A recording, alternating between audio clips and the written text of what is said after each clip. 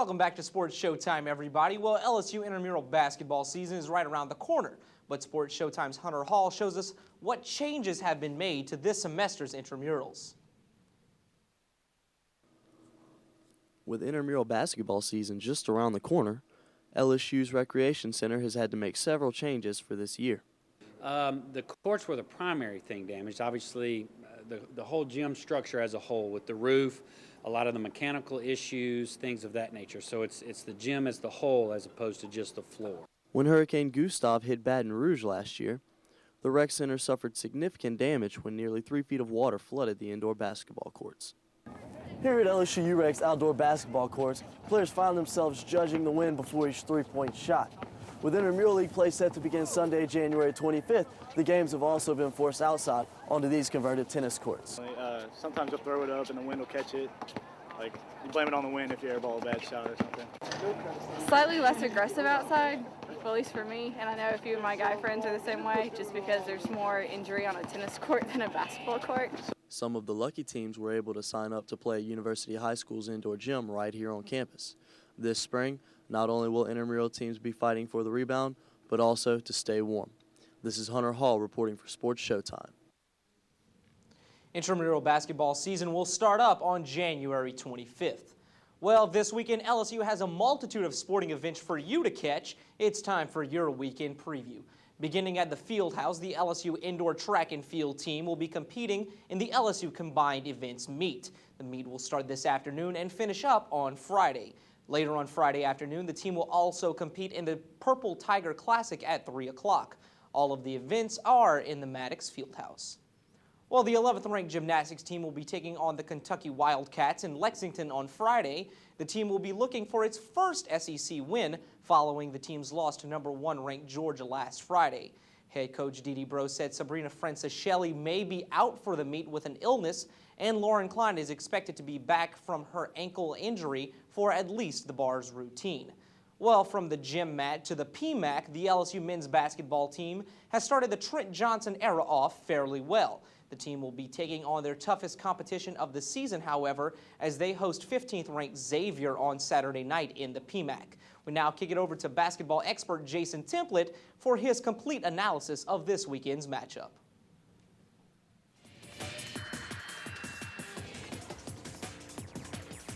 Thanks, Toby. We're going to head to Saturday's game between LSU and 15th ranked Xavier. For LSU, this is the most important game in nearly 2 years since UConn rolled into town. The Tigers will be anxious to show the nation what they are capable of, with the game being televised on ESPN2.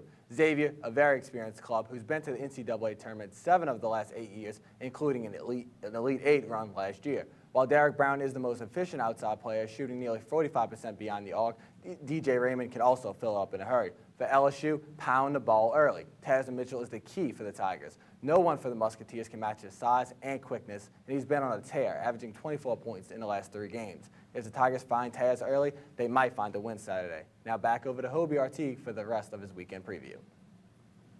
All right, thanks, Jason. Well, finally, the LSU swimming and diving team will be heading into the pool this weekend. The Tigers are fresh off of a dominating performance against Delta State. The women's team will try now to take out the 8th ranked juggernaut of Texas A&M this weekend. Sports Showtime caught up with senior Catherine Nolan to get her take on what the meet means to the team.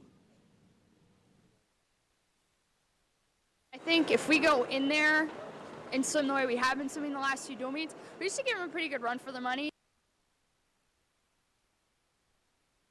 After this weekend, the team will compete in the LSU Invitational Friday, January 30th.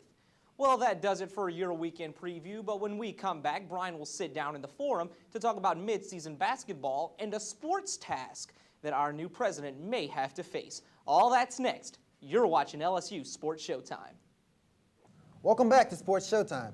I'm now joined by Sports Showtime reporter Jeff Crowden and sports director Eric Vollenweider to talk some LSU basketball and a couple other topics. How's it going today, guys?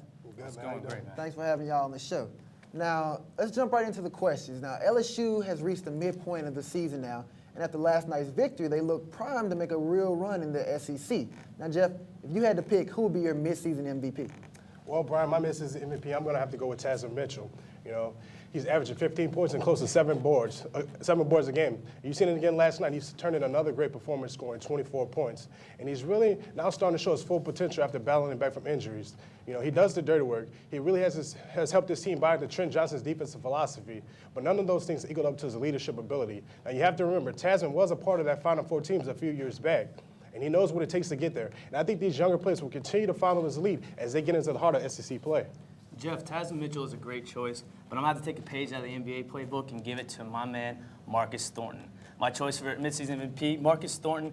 He's not just out there for his contributions this season, but without Thornton last year, the Tigers would have been even more abysmal. Thornton has the ability to take over a game like he did last night, scoring 11 straight points and just going sick nasty from beyond the arc. Also, Trent Johnson has Thornton playing tough defense. You didn't really see that out of Marcus last season under former coach John Brady. Look, guys, it's very simple. With the Tigers down 1 point with 10 seconds to go, I want the ball in Marcus Thornton's hands. Because of that, he's my midseason MVP.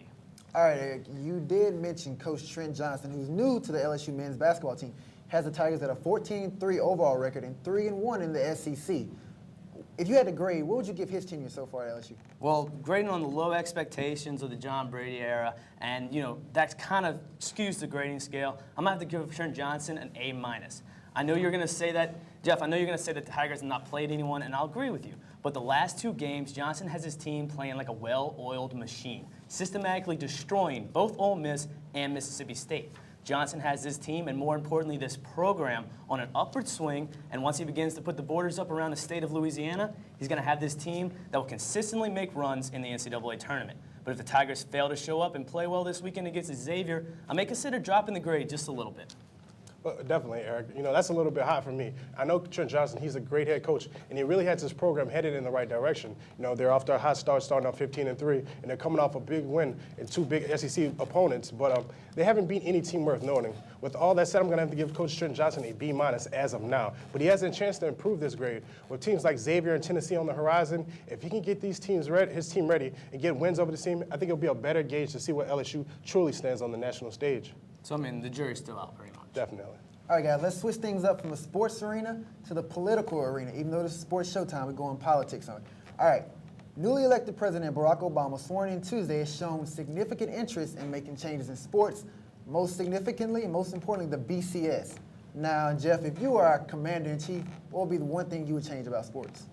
Well, Brian, I have my president's suit on today with my red tie, but you know, we all know the worst thing ever created in sports is the BCS. You know, I know President Obama, he'll be busy trying to fix, I don't know, maybe the economy, but I hope that he can find a little bit of time and use a little bit of his muscle to create a playoff system for college football. Now, you've seen it more than ever this season. They had 7 of the top 10 teams with 1 loss going into the bowl season, and Utah and Boise State were undefeated. If that's not a red flag for a playoff system, I don't know what is. Well, you know what, Jeff? I might be in the extreme minority here, but believe it or not, I kind of like the BCS.